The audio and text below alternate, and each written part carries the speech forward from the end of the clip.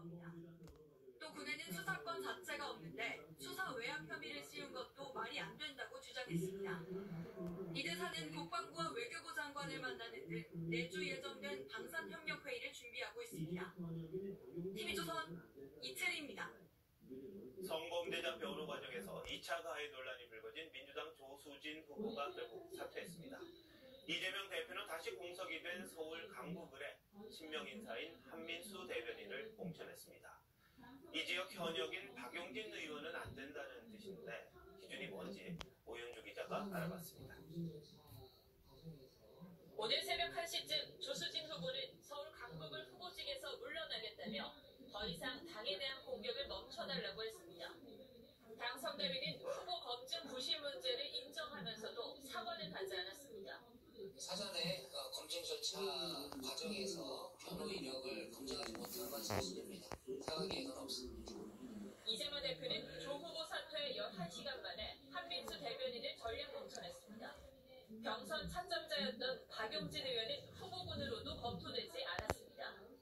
후보에 대한 흥행과 과장의 윤석이 가장된 이유이기 때문에 제3의 인물을 하는 것이 원칙입니다.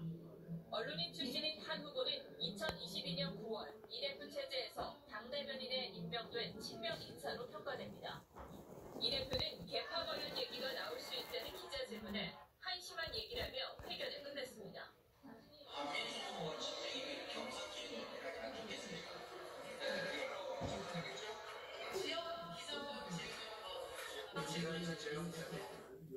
국민의힘은 한 후보가 기자 시절에 쓴 칼럼을 인용해 하루아침에 날아온 한민수 후보, 자신이 했던 말처럼 지역구 골목 번지수도 모르는 후보직은 사퇴하는 것이 맞다고 지적했습니다. TV조선 오현주입니다. 조수진 후보는 사퇴했지만 여야 후보들의 과거 변호 이력이 이사람 통화위에 오릅니다. 민주당의 경우 여성인권 변호사라고 영입했던 전은수 후보가 기초수급자를 300회 넘게 성폭행한 가해자를 변호한 것이, 그리고 국민의힘에서는 구자룡 후보가 특수 성폭행을 변호한 사실이 알려졌습니다. 이광희 기자가 어떤 일인지 자세히 알려드립니다.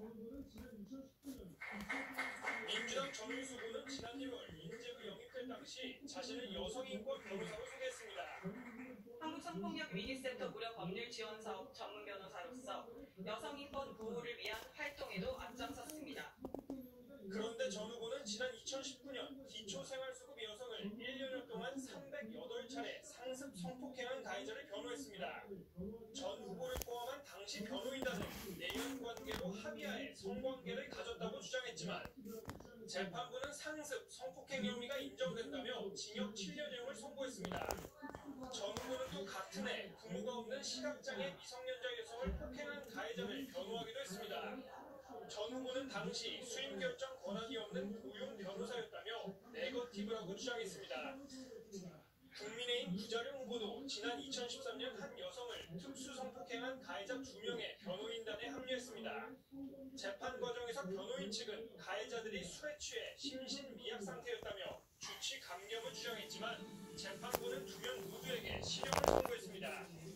이에 대해 구 후보는 TV조선과 통화에서 대표 변호사가 수임한 사건이었고 직접 사건을 수임한 이후엔 성범죄 사건을 거의 변호한 적이 없다고 했습니다.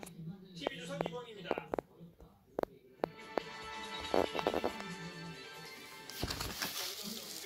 얘기를 들어보는 총선 설명서 서반장 김반장 시간입니다.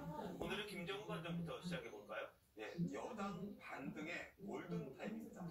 지난 시간에 김 반장이 이대로면 백석도 좀 어렵다 이렇게 얘기를 했고, 또 앞서 개헌전지선 붕괴에 대한 우려도 전해드렸는데, 그런데 이렇게 골든타임이다라고 하면은 어쨌든 반등의 가능성도 있다 이런 걸 좀 전제로 하는 듯한데, 지금 판세에서 이게 가능한가요? 일단 뭐 현재 상황으로서 여당이 상당한 열세로 보이는 것 같습니다. 다만 그 사이에 그 황상무 수석 사퇴와 그리고 이종석 대사 귀국 같은 그런 게 나왔고, 당내에서도 이제 좀 투술고 다시 시작해보자 이런 분위기가 형성되고 있다고 합니다. 투수르는 분위기만으로는 안 될 거고요. 뭔가 해법을 제시해야 되는 것 아니겠습니까? 네, 그래서 여권에서는 이렇게 결집과 확장 그리고 관리 세 가지 키워드를 제시를 하고 있습니다. 그러면서 지금 위기의 최대 요인을 중도층 이탈보다는 그 지지층의 이완으로 보는 시각이 적지 않다고 합니다. 원래 선거라는 게 중도층 확보가 상당히 관건이다. 이게 사실은 불문율처럼 받아들여지고 있는데 조금 원인 분석이 잘못된 거 아닌가요? 일단 그것도 집토끼라고 불리는 지지층을 기반으로 중도 확장에 나서야 하는데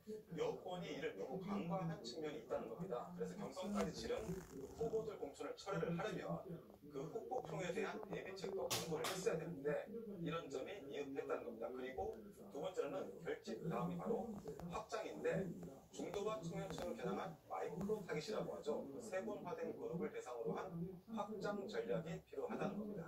결집, 확장 중요하죠. 그런데 선거가 막바지로 갈수록 결국 리스크를 관리하는 게 가장 중요한 원인이 되지 않을까 싶은데요. 예, 그래서 바로 세 번째가 관리입니다. 역대 어느 정권의 갈등은 대부분 여당의 참패로 이어졌습니다. 이번 선거에서는 윤 대통령과 한동훈 위원장 사이에 갈등 국면이 몇 차례 빚어졌고 또 며칠 전까지도 계속되었죠. 하지만 그 황상무 사퇴, 이종석 귀국 이런 조치로 대부분 해소됐다는 관측이 나옵니다. 그래서 오늘 그 두 사람이 이렇게 천안함을 함께 둘러본 것도 당정 갈등 시각을 일축하려는 행보란 설명됐습니다. 그래서 지금 설명드린 세 가지 키워드를 실행해서 민심으로 연결시킬 수만 있다면